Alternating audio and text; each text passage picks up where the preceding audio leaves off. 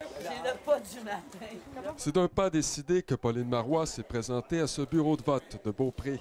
À ses côtés, son conjoint Claude Lanchet. Très sereine et très confiante. Je fais confiance aux Québécois et aux Québécoises.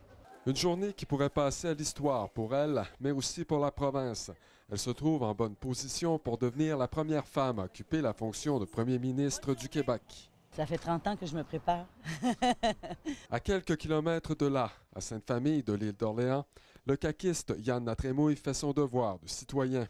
On est très fébrile, c'est certain que c'est la fin d'un long marathon. Puis on a très hâte au dépouillement des votes ce soir. Claire Rémillard du Parti libéral en est à sa première campagne comme candidate. Elle a voté cet avant-midi à Baie-Saint-Paul. On se sent très bien, sereine, confiante, puis en même temps, on se sent excitée. Parmi les autres candidats à figurer sur le bulletin de vote dans Charlevoix, Côte-de-Beaupré, André Jacob de Québec solidaire, Pierre Tremblay d'Option nationale et Daniel Laforêt de la Coalition pour la Constituante. En tout, la circonscription compte 50 600 électeurs.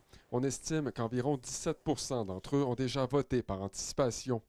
Allez-vous suivre les élections ce soir? Absolument pas. Pourquoi? Aucun intérêt pour la chose?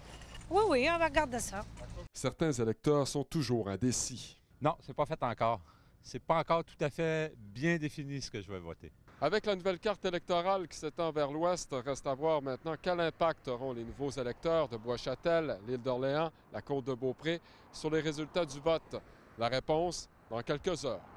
Patrick Harvey à Sainte-Anne-de-Beaupré.